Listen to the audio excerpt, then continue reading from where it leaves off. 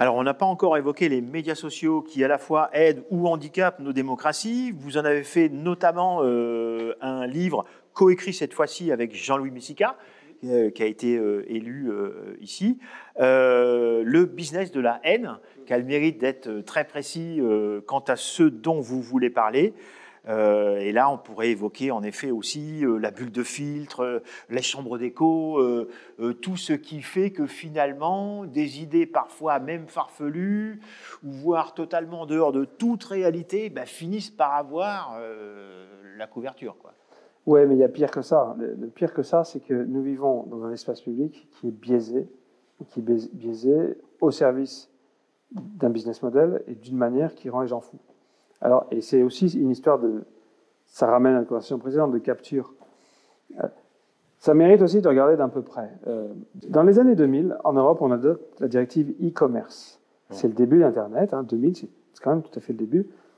Et il y a plein de gens qui disent « Mon Dieu, il y a du faux, de la contrefaçon, de la pornographie, tout ça, il faut que quelqu'un fasse la police. » Et on décide, à mon avis avec sagesse, que les fournisseurs d'accès Internet et les hébergeurs de blogs, ils ne sont pas chargés de faire la police, que donc ils ont le devoir, quand la police leur signale un contenu illicite, de l'enlever, mais ils ne sont pas obligés de surveiller tout le monde. Et donc on crée une sorte de neutralité de l'infrastructure en disant c'est pas à cet endroit-là que se fera le contrôle des contenus. Ce qui est une sagesse. Mais en 2004, M. Zuckerberg invente Facebook. En 2005, il y a Dailymotion et YouTube. En 2006, il y a Twitter. Et eux, ils disent, je suis une plateforme comme les autres. Là. Je suis un hébergeur de services. Donc, ne me demandez pas de faire la police du contenu. Alors, on dit, tiens, c'est vrai. Donc, sauf que en 2009, c'est Google d'abord. Ils inventent la publicité personnalisée. Et ils disent, j'ai un truc génial. Je vais afficher les pubs à des gens que ça intéresse. Et pour faire de la publicité personnalisée, il faut que je vous connaisse. Et pour vous connaître, il faut que je recueille plein de données sur vous. Et pour recueillir plein de données sur vous, il faut que je vous vois souvent. Et pour vous voir souvent, il faut que je vous rende dépendant, que je crée une addiction. Et pour créer une addiction, il n'y a pas beaucoup de manières de créer de l'addiction. Et une des plus simples, c'est la colère. Et je n'accuse pas ces entreprises d'avoir dit « je vais rendre tout le monde dingue, je vais les mettre en colère ». Ce ne sont pas non plus des monstres. Et d'ailleurs, ils n'ont pas pris conscience tout de suite de ce qu'ils faisaient. Ils ont simplement programmé des petits algorithmes en disant « calcule la probabilité qu'il clique sur la pub, enfin sur le lien, et affiche le lien qui a la plus forte probabilité de clic ». Et puis, il se trouve on a pu observer après, que du coup, ça sortait toujours le plus démago, le plus sensationnaliste, la femme à 3 têtes, le truc bidule, le truc dingue, quoi, qui fait qu'on regarde, quoi. D'un certain point de vue, je veux viser personne, mais il semblerait que certaines télévisions du câble aient suivi la même trajectoire. En travaillant que l'audimat, si c'est le seul critère, ça peut tomber dans l'ornière. Et donc, ils ont créé des espaces biaisés.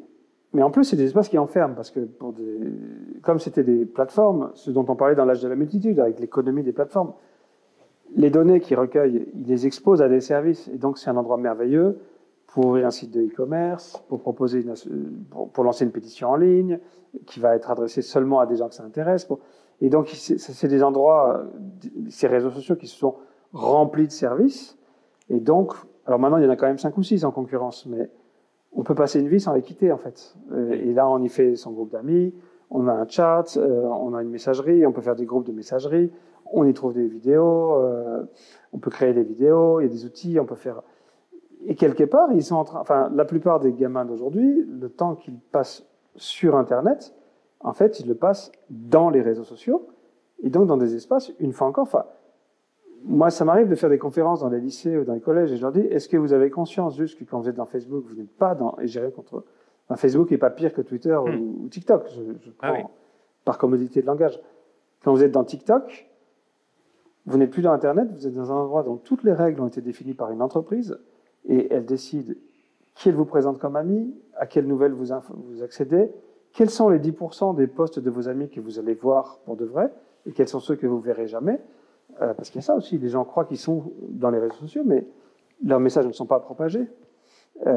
Quelles sont les pubs que vous allez voir, etc. Et donc vous vivez dans un monde entièrement artificiel, et il n'a pas été artificialisé pour faire de vous un citoyen libre et indépendant dans sa tête. Ça a été artificialisé pour vous faire acheter un truc à la fin. J'ai rien contre le fait qu'on fasse du profit et qu'on fasse de la pub et qu'on ait un business model. Mais pas qu'on prétende que je vous donne de l'information si je suis juste en train de préparer votre cerveau à acheter le truc à la fin, quoi. Alors, vous évoquiez tout à l'heure l'intelligence artificielle qui courait à bas bruit depuis des décennies et qui est devenue très, très visible en se démocratisant avec sa version générative, notamment d'images, de sons, de textes. Vous l'évoquiez tout à l'heure, vous n'étiez pas loin d'évoquer ChatGPT. Donc finalement, on a à repenser notre relation au réel et en même temps, les images finalement n'ont jamais été le réel. La photographie, lorsqu'elle est cadrée, lorsqu'elle est légendée, lorsqu'elle est retouchée, lorsqu'elle est montée, l'image n'a jamais été le réel, elle l'est peut-être encore moins aujourd'hui. Ah ça c'est certain, peut-être même qu'il y a quelque chose de sain là-dedans, parce que mine de rien, la révolution Internet a été aussi le moment, et en partie la cause d'une crise des médias, pour plein de raisons qu'on analyse dans le business de la haine.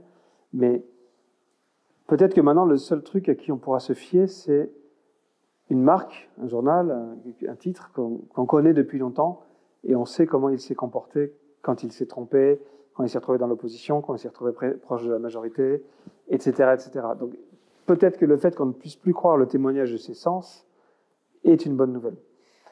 Mais il se passe beaucoup d'autres choses derrière cette révolution. Je discutais récemment avec une jeune philosophe du Conseil national du numérique, Anne Allombert, et elle a écrit un petit livre qui s'appelle « Schizophrénie numérique ». Et elle fait remarquer un truc, quand vous le voyez comme ça, c'est sidérant. Au fond, dans l'histoire de l'humanité, il y a 2300 ans, on a connu la première mécanisation d'une fonction cognitive. C'est avec l'écriture, on a mécanisé la mémoire. Et d'ailleurs, il y a des textes incroyables de Platon qui dit « Mon Dieu, quelle horreur, on va désapprendre à utiliser sa mémoire, nos successeurs ne sauront plus du tout utiliser leur mémoire. » Et d'ailleurs, on a dû inventer la culture du livre et une certaine éducation pour faire des humains quand même libres et autonomes dans un monde où on n'a plus besoin de travailler sa mémoire pour accéder à la connaissance. Peut-être qu'il y a un deuxième moment un peu de révolution, c'est après, à un moment, on a appris à mécaniser le calcul. Et ça nous a fait toute une révolution, ça nous a fait la finance, plein de choses, les ordinateurs et tout ça. Mais là, on est en train de mécaniser l'expression de soi-même. Et j'ai dit tout à l'heure, en poussant exprès, pour faire une provocation, peut-être qu'un jour on écrira les lettres d'amour, on trouvera que l'IA le fait mieux que nous. Et ça, je pense que c'est irréversible, c'est-à-dire de même qu'aujourd'hui on trouve normal d'avoir plein de petites commodités, de pouvoir trouver vite un horaire de train, tout ça, on trouvera normal de faire dire vite et bien quelque chose qu'on ressent, qu'on pressent, et on n'a pas le temps, ou on n'a pas la disponibilité d'esprit de bien l'écrire. Donc tout le monde aura une secrétaire qui le suivra partout dans sa poche et qui écrira à sa place tout ce qu'il veut. Alors vous disiez tout à l'heure, si tant est qu'on sache décrire. Oui, alors moi je me dis qu'en revanche, il restera la difficulté de savoir ce qu'on veut, ce qu'on pense, ce qu'on aime, ce qu'on ressent, et que peut-être paradoxalement, la manière de préparer notre jeunesse à l'ère du numérique, c'est de leur apprendre, c'est l'éducation artistique et culturelle en fait. C'est de leur apprendre à ressentir, à désirer, à nuancer, à au moins savoir dire non, c'est pas ça que je voulais dire, et c'est quelque chose de très littéraire en fait. Peut-être. Exactement. C'est ça qu'il faut. D'ailleurs, on le voit aujourd'hui, y compris dans la fintech, au lieu de prendre des purs mathématiciens uniquement, elle s'intéresse aussi parfois à des profils très différents et justement venant, pourquoi pas, d'histoire de l'art, etc. Pardon, mais en un mot aussi, cette question, vous avez dit le mot diversité, c'est important. Moi, j'essaye de les utiliser beaucoup, les IA, pour sentir ce qu'elles savent faire et ce qu'elles ne savent pas faire et quelles sont leurs limites et où est-ce qu'elles sont pertinentes. Et je commence à avoir le feeling qu'en gros, elle ne fait que vous faire la moyenne de ce que... Voilà, une sorte de moyenne.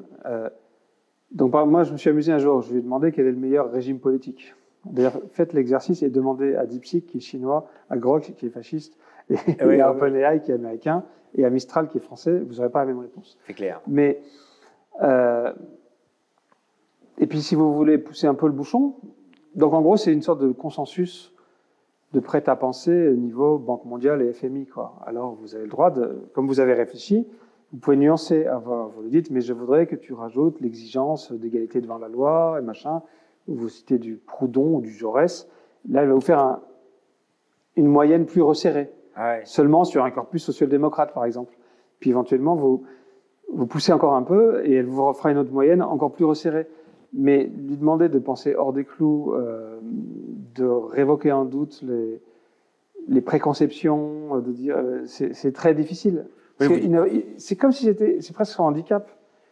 Elle doit vous trouver un corpus et elle vous en fait la moyenne. C'est ça qu'elle fait. Ouais.